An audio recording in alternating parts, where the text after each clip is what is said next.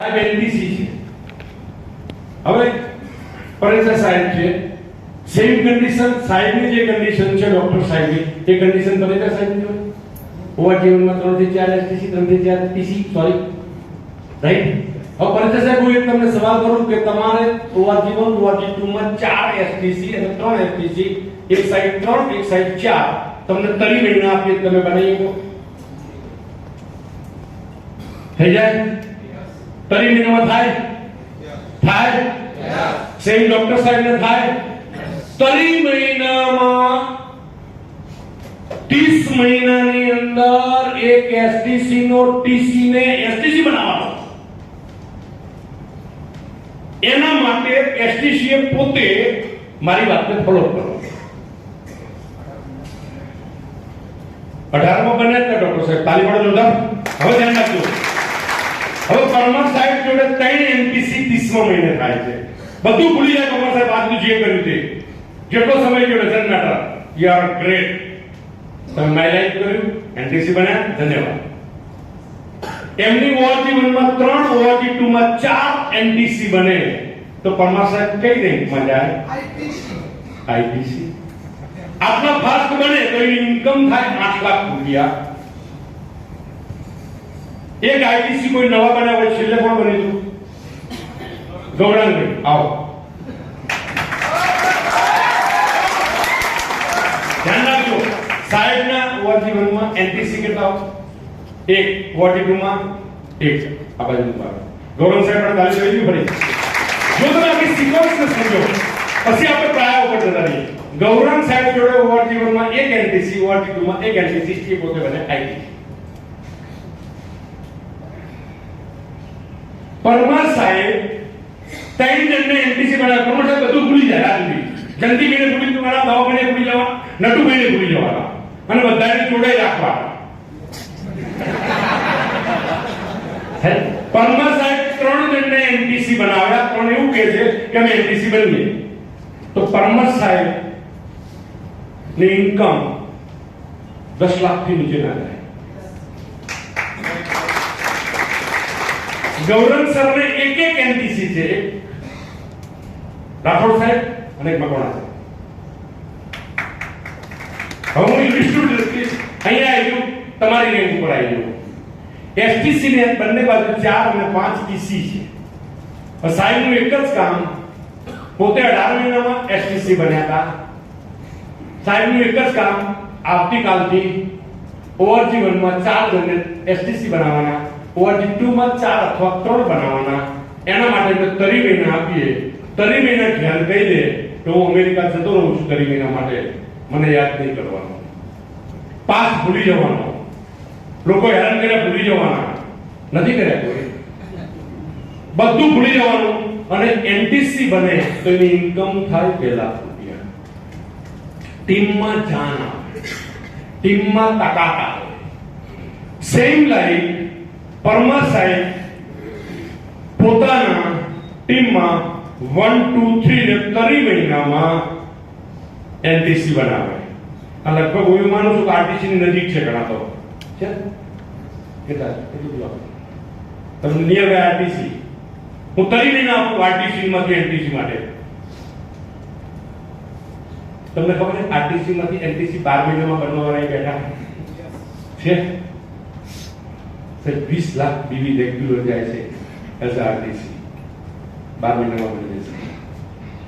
આવશે તો ધ્યાન રાખજો. તમે તમારી જાતને નહીં બદલો ને, સમય જતો રહેશે, લોકો ઉપર જશે, આપણે આમ જોશું ઓહો મારો બેટો આપણે કઈ એવું ના. તો મારો કહેવાનો ભાવ, જો પરમાર સાહેબને હું વિઝ્યુઅલાઇઝ કરો, પરમાર સાહેબને મહિને 8 લાખ રૂપિયા મળે છે એમઆઈના પ્રોજેક્ટ બહુ મોટા છે, બાબતે વાત નહીં કરો. અને પરમાર સાહેબ તરી મહિના માટે ધાક કરવો પડે અને પ્રેક્ટિકલ બનવું પડે, દિલ મોટું કરવું પડે તો કરી કંઈક ના કરી શકે. બહુ ખર્ચો વધી જાય તો 12 મહિને 8 લાખ વધી જાય. 3 મહિનાની આવક જતી રહી. જીગર આટલી કરો. તમારે એનટીસી બનવું છે તો તરી મહિના સુધી ઘરનો દરવાજો, ભૂતકાળ, પૂર્વગ્રહ, ઇમોશન બધું છોડી અને માય લાઈફને દિલથી લાગી જવાનું. એક એસટીસી મહિનામાં એનટીસી, એક એનટીસી, 30 મહિનામાં આઈટીસી, 8 થી 10 લાખની ઇન્કમ. અત્યાર સુધી નહીં થઈ, હવે થાય. ભલે આ સુધી માઇનસ થયા તમે. હવે આ ગેમને સમજવા માટે એમને શું કરવાનું, જે મેં સ્લાઇડો બતાવી અને ભવિષ્યમાં જે બતાવું એને ફોલો કરવાની, બસ બીજું કંઈ નહીં કરવાનું. કોઈ નવું કામ નથી કરવાનું. 8 કલાક જ કામ કરવાનું, માઇન્ડ જ બદલવાનું, બ્રેન બદલવાનું. જો બ્રેન ના બદલાય પરમાર સાહેબ ઝઘડા કરે, મારો ખાલી એક્ઝામ્પલ છે.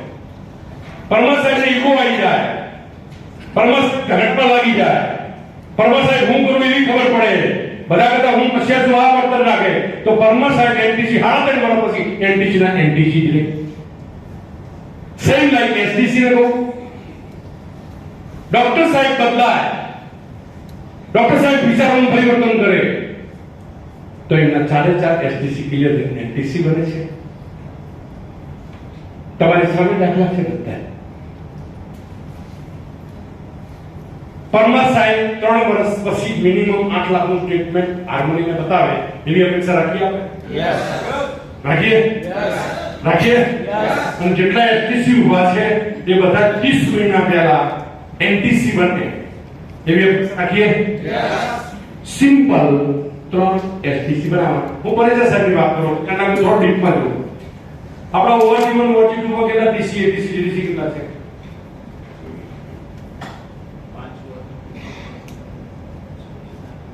6 અને 5 અને 6.